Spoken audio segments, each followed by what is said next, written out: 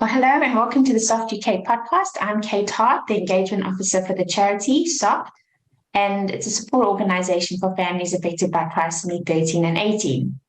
In today's episode, we have a special guest who will be providing us with some really useful insights into the world of genetic testing and counselling. Joining us today is Beth Hughes, Trainee genetic counsellor who works at Nottingham City Hospital. Welcome, Beth. Hello, thanks for having me on. Our pleasure. So we'll be discussing the roles of consultants and genetic counsellors. We'll be exploring the various types of genetic testing available and hopefully shedding some light on some of the ethical considerations and implications of genetic information. So we hope that whether you're a parent seeking guidance, a healthcare professional looking to expand your knowledge, or you're just curious about the world of genetics, we hope that this episode is for you. So let's dive in. Beth, can you tell us what first inspired you to get into this line of work? Yeah, so I've always been someone who enjoys people-facing roles, and I'm a bit of a science nerd, to be truthful. Yeah. So when I found something like genetic counselling, which was combining that patient-facing role and supporting people, but I can also be a bit of a science nerd on the side, it just felt like definitely the right career for me, which sort of led me to where I am today, I suppose. Amazing. And could you tell us a bit about the training that was involved and your career path to date? Yes, so my background is I did a bachelor's in biology and geology, actually, so a bit of a mix, but there was a few units which were looking at genetics and as well looking at evolution and how genetics has influenced that. And it was that sort of first introduction of more complex genetics and how genetic differences occur. And that sort of led me to encouraging my science love, but I also have always been a people person, whether that's volunteering at Bristol Museum for their dinosaur takeover week, and then doing other things as well.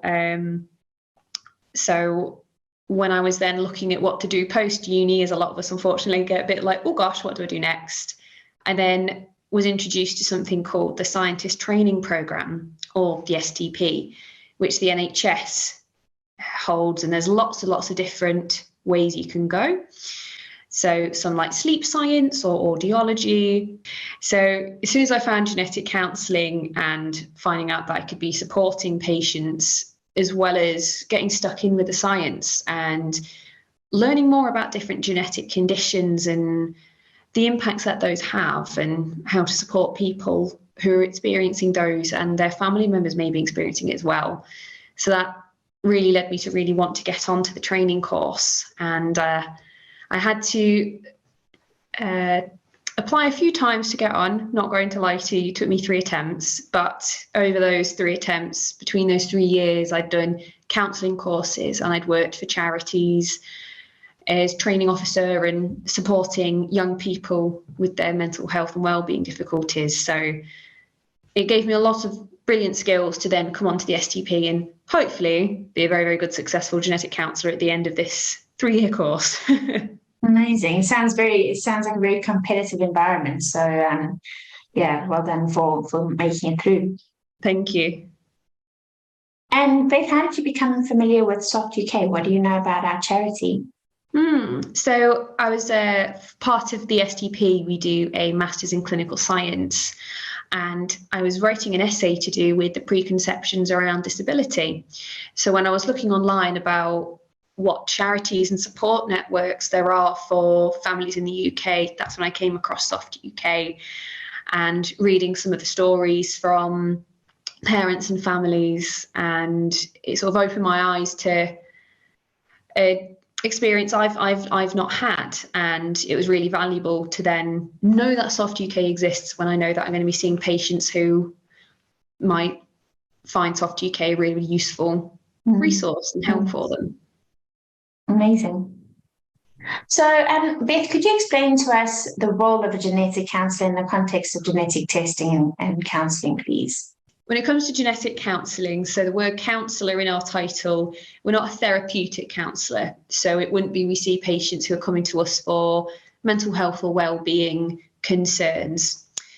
We will be seeing patients where there's a genetic concern. So it might be that a patient is at risk of a particular genetic condition, or maybe they've got a working diagnosis of a condition, and then we can then offer genetic testing to confirm that for them. And it can be a range of conditions. So it could be something like a person's developed early onset dementia, or someone's mum had breast cancer at a young age and unfortunately passed away. So this patient is wondering if maybe there's a cancer predisposition gene. So a gene that gives them an increased risk of developing certain cancers, or something like a chromosome rearrangement, where one chromosome is stuck somewhere else, what that we wouldn't expect. And we can see patients of all ages. So we see people in pregnancy and as well into old age. So it's a whole spectrum of types of patients, really. And in an appointment, so say someone's had a referral to genetics from their GP, we then look at have a chat with them about why they've come to the appointment, what they think, but also we take a personal medical history, see if there's any clues we can find as to if there's something genetic going on. And also we can draw out a family history as well, sometimes called a pedigree. And that's really useful in genetics because there could be a pattern on, we can see that there's a few things which seem to be appearing on your mum's side of the family. So maybe that's might be something is coming from. Or is it that actually only men seem to be affected rather than women? And this can give us some clues as to what types of testing and what we need to look for.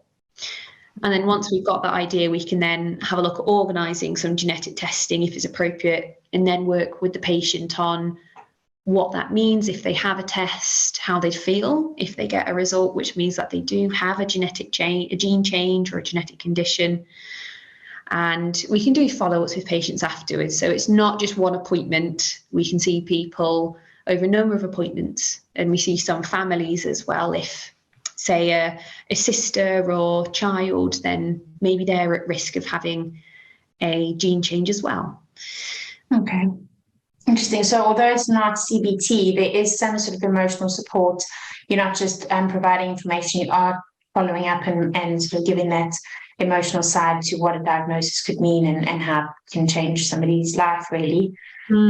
Certainly, because if we're going to be giving someone potentially a diagnosis that you will develop this, maybe muscular dystrophy, or you will develop early onset dementia, those can be really difficult things to know in your future.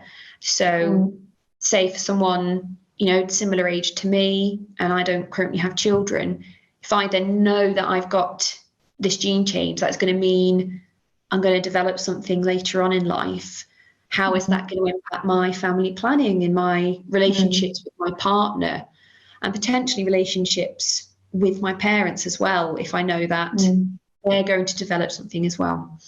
So when someone comes to genetics, we don't just give them the information, like you said, and then, let's get testing, send you away. There's much more to it, exploring what actually having a genetic test means. And it's also important to note that if you have a genetic test and you find out your result, whether it's you have a gene change or you don't, it's not just you that potentially is going to be affected, because it could mean that family members are also at risk or have chance of having that genetic condition or gene change too. So it's not always the case. It depends on what type of result is found. But sometimes that can be really difficult. Say if it's a dad in their 50s and they've already got 2 children, maybe they're at university and they find out that they've got a genetic heart condition, it can then be, oh gosh, is there a chance that my children can have this? What is their risk? So we always work through that before having testing to make sure that if someone does have genetic testing, because if you're given that result, you can't have it taken away. That's the right thing for them to have at the time. And we also, at the results appointment, we make sure that we're checking with how someone's feeling, and as well if they want to be telling their relatives, whether it's partners, children, anyone else.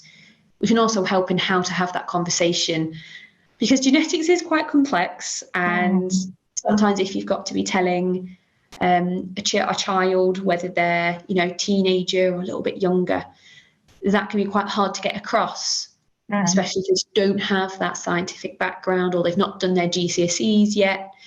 So we can also help in that as well. Okay, perfect. I think that this all leads quite nicely to the next question, which is what types of testing is actually available and how do they differ in terms of what they can feel?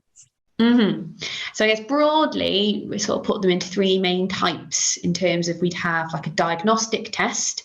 So say if someone has symptoms of something in particular, we'd then do a genetic test to see if that explains the condition. Something called pre-symptomatic. So say someone in the family's had a diagnostic test. So say if we take that 50-year-old dad from earlier, so maybe he'd had some heart symptoms, we do a genetic test and he's found to have a genetic heart condition. Maybe his brother is then thinking, oh, hang on, do I have this as well? But he doesn't have any symptoms, so he's not got any concerns. So we'd call him having a test that would be pre-symptomatic. Okay. So before any symptoms have come about. And there's also something called carrier testing. So in carrier testing, that means that if someone is found to have a gene change, so a difference in their DNA, that can cause a genetic condition, but that person isn't affected themselves.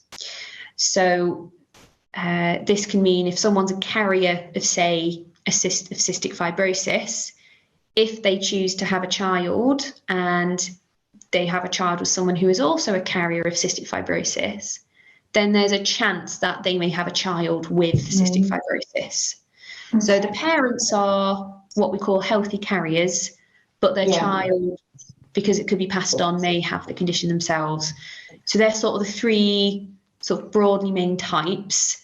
And when we see a patient, depending on their personal history and their family history, depends on what we might be offering, whether it would be diagnostic or pre-symptomatic or carrier. And there are lots of different types of genetic tests that fall into those types, whether it's something like whole genome sequencing or something called FISH or a microarray. So lots of different ways of looking at people's DNA.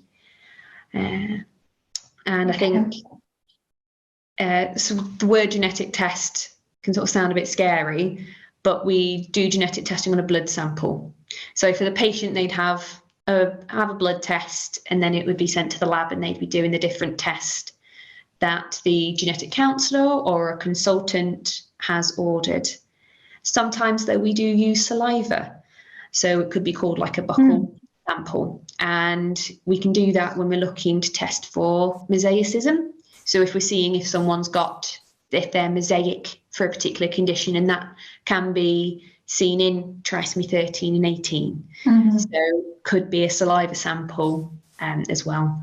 And if someone is really, really struggling with needles, we can have a look at getting a saliva test as well. Because obviously we don't want to be putting someone through a lot of trauma if they just want to have a genetic test. And going back to the carrier type of testing, I think in the world of trisomy 13 and 18, there's a condition where it's balanced translocation, if I'm not mistaken. Is that right? Yes. So if someone's got a balanced translocation, what that means is if you look at their DNA down a microscope, which we'd call a carrier type, we'd look down a microscope and we could see that a bit of DNA where we'd expect it to normally be in one place is moved somewhere else. So if we're thinking about trisomy, if we think about chromosomes, so if we go right back to basics, our bodies are made up of cells. And in those cells, each cell contains our DNA. And DNA it's instructions for who you are. It makes you up, essentially, gives the instructions for how to make you. And that DNA, they're like packaged together in chromosomes. And we have 23 pairs of chromosomes. So we have two chromosome 1s, two chromosome 2s, etc. Now, the reason we have pairs is because we get one of our chromosomes from mum and one from dad. Now, when it comes to a translocation, it means that one of those bits of one of those chromosomes is on a different one. So sometimes when the DNA is making new DNA and it's separating itself, they get a bit stuck together. And you can hear the phrase balanced translocation. So balanced means that the person, it has a bit of chromosome on a different chromosome, but they don't have any more or less DNA. Okay. So they've still got the normal amount. So that person is unlikely to have any symptoms or enter any concerns themselves. But it could be that when they then go on to have children, that because they've got one of their chromosomes stuck somewhere else, when they're making their eggs or their sperm, when those chromosomes try to replicate themselves and separate themselves into the DNA for the egg or the sperm, that it's not quite copied as we'd expect. So it can be that, say, if there's a bit of chromosome 13 where we wouldn't expect, like stuck to a different chromosome, when that DNA in an egg or sperm separates, rather than there being 2 copies of chromosome 13, instead it has 3 copies.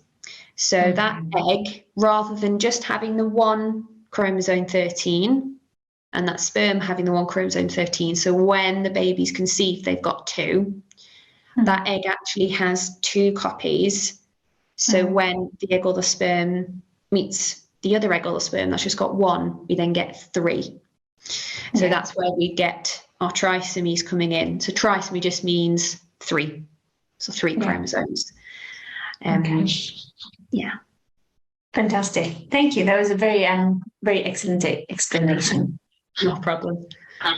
So, as a genetic counselor, what is your approach to helping individuals and families navigate the complexities of this genetic information? So I think it's key to say that we are non-directive. So we're not going to tell you what to do. So if a patient comes in, maybe they've got a balanced translocation, so maybe they've got a higher chance of having a baby with Edwards or Patals. We're not going to tell that parent what they should be doing around family planning. If they become pregnant, we're not going to tell them what to do.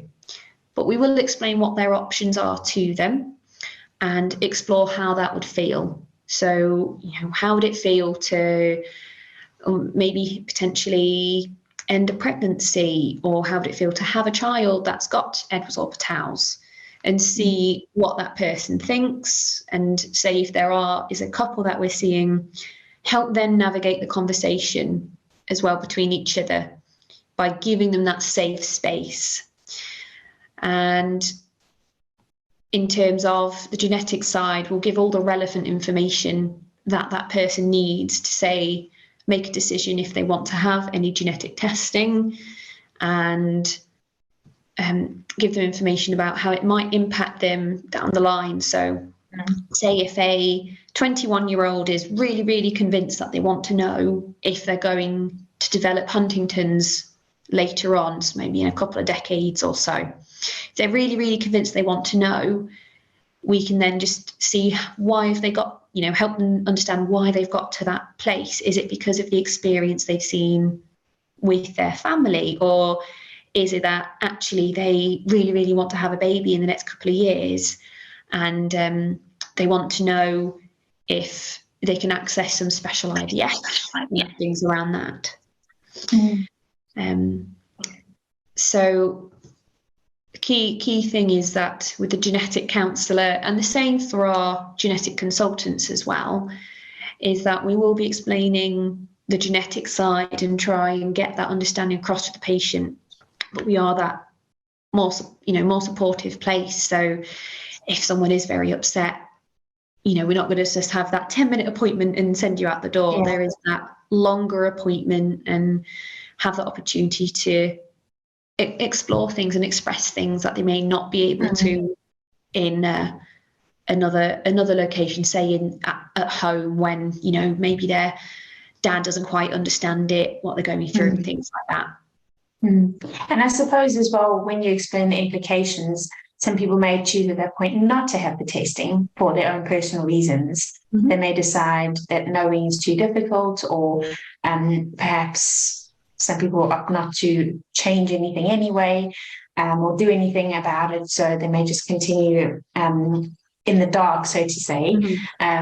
So yeah, if you give people those options, then I suppose, or you can hold their hand through the process and through what's involved in testing, then they can make their own decisions. Yes. The patient making their own decision is key, because it's not me who's going to be finding out about their genetics. It's going to be that person. And if they, could come into the appointment and are really adamant, yes, I really, really want this test. But when we go through things with them and explore it, if they change their mind, then that's the patient's choice. We want to make sure they've got all that information so that they can make the best decision for them. But if that patient says, don't want to have testing today, that's okay. It could be that in a few years time, they get back in touch and say, you know what, I'm actually ready to have have genetic testing now. I'd like to have a conversation with you again about how to start that. And that's, again, fine. That's what clinical genetics is there for. Yeah. Okay, brilliant. And can we talk about ethics now? What considerations may arise when it comes to genetic testing? And how do you approach these dilemmas potentially? So obviously with genetics, because we share our genes with our family members, our result can have impacts to other people in the family. So you can see that if, say, a child has had genetic testing, and then it find out that maybe mum or dad has a gene that has then led to the child having a condition, it can have a bit of parental guilt, and parents can, be quite concerned about, why this has happened to their child, or say it's only one child, not another. So, we want to explain that no one's can choose, whether that is passed on when a baby's conceived naturally. And if you don't know about a gene ahead of time, then you can't make those decisions. So work through with patients about that. And as well, and it's helping families when it comes to how a sibling might respond. So whether that's if a child is found to have a particular condition, how might their sibling who might not have any concerns, so wouldn't think they have the condition, how might they react if, there's my baby brother or sister, this is why they're unwell, and this is, what they might encounter in the next few years with their health. And I know from your other podcast episodes that you've had people discussing about their process of choosing to, end pregnancies or continue pregnancies. That's, a big ethical part of genetics when we're seeing pregnant patients and what their decisions are and what's going to be best for them. And again, it's that approach of being non-directive and allowing that space for people to be emotional and be, potentially angry or scared or about their decisions. But as well, sometimes getting a diagnosis for a patient can be a bit of a relief, whether it's, finally, I've got the answers to why, I've had these health concerns, or I've got the answer for why my child has been having these problems. I can then get the treatments in place. So it's not always doom and gloom. Sometimes actually the ethics of, whether do we test or do we not test, that patient sort of sits on. But actually the emotions around it can be a bit of relief of, we can get the treatment in place, we've got an answer, we've finished our diagnostic odyssey, potentially. Yeah. Brilliant, that makes sense. And Beth, can you tell us how you collaborate with other healthcare professionals, and who would those healthcare professionals normally be in the world of genetic testing? So if we're thinking of the pregnancy side, or, you know, young children and babies, so we do collaborate with fetal medicine, paediatrics, neonatal units. So it could be that something's picked up on a scan and maybe testing's been done by fetal medicine, and then we sort of go through and explain what those results are. And similarly, we might, our consultants may go and visit babies on the ward. If they've been born, they've been admitted and they're not very well, our consultants may go and visit, because having that, looking at a baby can be useful in helping giving us some clues on what genetic condition they may have. But we're working with an increasing number of departments. So think about like heart conditions. So we have links with cardiology. Similarly, because of the cancer risks and cancer predisposition genes, we work with cancer units as well. And as well with renal genetic testing. So we're working with renal departments too. And that's only increasing as more genetic testing becomes available. So we follow something called the National Genetic Test Directory. And that directory is only, increasing in number of tests. And so we're able to test for more things. So we're getting links with more and more departments as time progresses. So I'm sure the list is going to be very, very endless, very, very shortly. Yeah. Well, it's good to hear that there is that collaboration in place, and that sounds like it's moving more so in that direction. So that's certainly good news. Definitely. And sometimes we will get emails or phone calls into our departments of, a doctor or clinician from a different specialty saying, right, just want to ask a few questions, or I've got a bit of concerns about this patient and I think there might be something genetic. So we have that sort of reciprocal work with other departments, and as well as having lots of MDTs with genetic staff cropping in. But it's really lovely to have those connections. I guess it's a bit of a unique way of being a department by having so many connections with so many other departments. Okay. And Beth, can you tell us if there have been any recent advancements or emerging trends in the field of genetic testing? So I think what's going to be cropping up very shortly in the UK is around changes to the newborn screening. So there's going to be some introduction of WGS, which stands for whole genome sequencing. So what that means is, rather than looking at something very, very specific in our DNA, sort of looking at very, very broadly, looking at, the whole genome. And that's to try and help find some of these rare conditions that will be impacting babies, to try and get the appropriate medication and treatments in earlier. So that's going to be rolling out very, very shortly. So Genomics England are handling that. So they've got all the information on their website. But also sort of the buzzword in genetics is mainstreaming. And mainstreaming means that clinicians not in genetics are able to order genetic tests. So some of that has already started to happen. So say in like the breast cancer units, if there seems to be, a suspicious family history, and a patient also maybe has a particularly young or particular type of breast cancer, then their consultants can order some genetic testing and see if they maybe have a BRCA1, BRCA2, and some of the other breast cancer genes. So whilst that sounds like genetics are going, right, you guys, you can do our jobs, it's not that. It's helping making genetic testing more accessible, and that people don't have to come for another referral, wait on waiting lists to then have genetic testing via us. And of course, if someone in the breast unit finds, oh, okay, this patient does have a gene, they can be referred to clinical genetics as well, especially if their relatives could have a gene as well.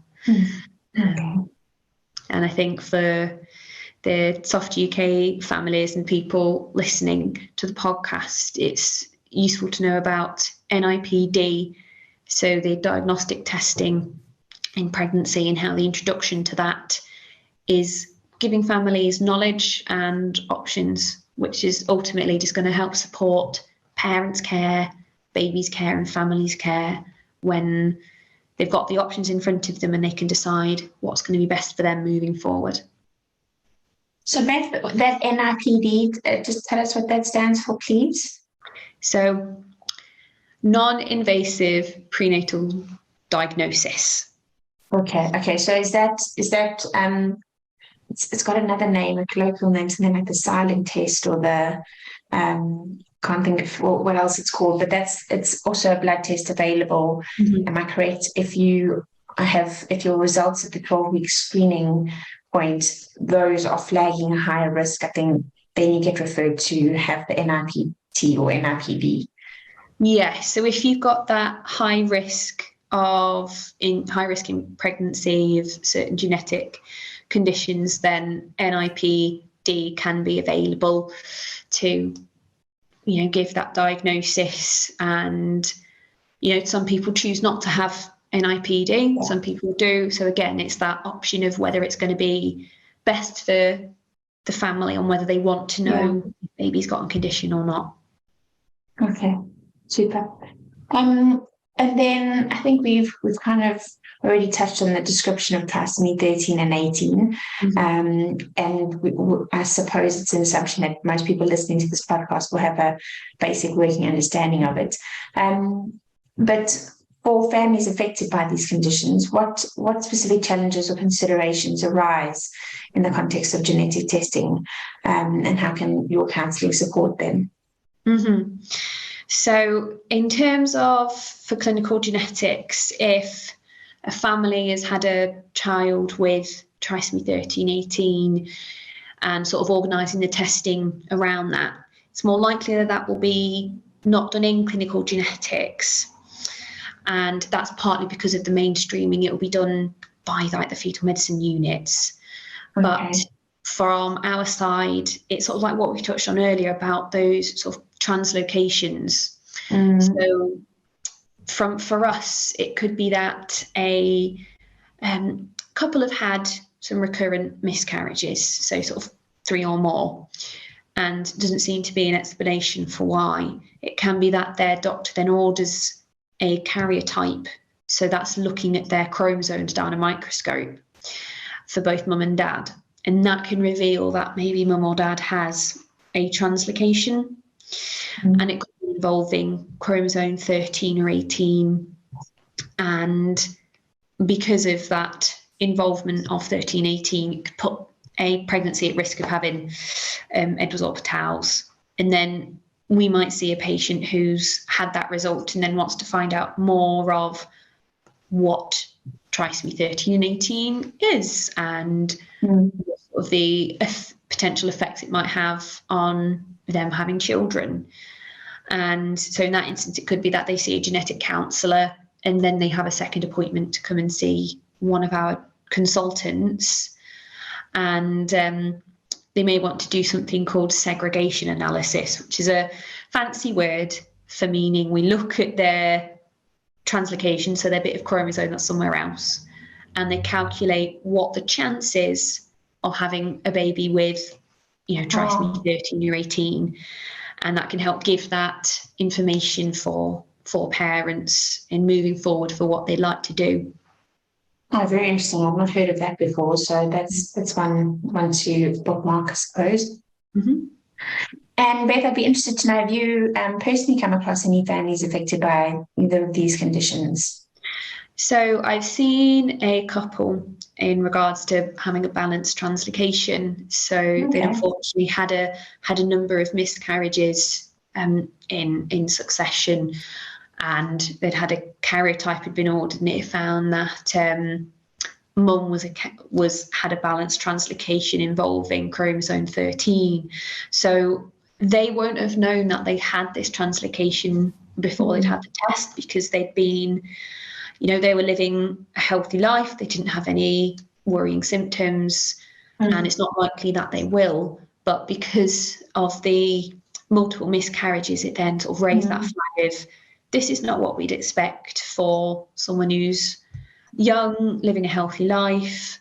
So that's when it was found about the translocation. Okay. So we met and had a discussion about what that result means for them and what it means for regards to family planning. And they'd actually done some research on trisomy 13 as well. So they were asking me specific questions about what that means and what sort of a baby that has trisomy 13, what their life could look like. So have a sort of discussion, and so that's sort of where I've got to on that. Because like I say, we don't see too many really who have got trisomy 13, 18 genetics. It's more when it comes to the translocations. Okay. Yeah, I mean they're rare conditions to begin with, and I think translocation is even more so. So it's interesting that you've already come across someone with that. So yeah, very interesting. Yeah. Beth, it's been great hearing your insights and all about your experience. Thank you so much for sharing your time. And to our listeners, thank you so much for tuning in to this discussion. We really hope you've enjoyed it and learned something. I certainly have. So, yeah, whether you're an expectant parent, a bereaved parent, a family member, or a professional seeking support or information, we are here for you. So please reach out to Soft, and our contact details can be found in the podcast blurb. Thanks again, Beth.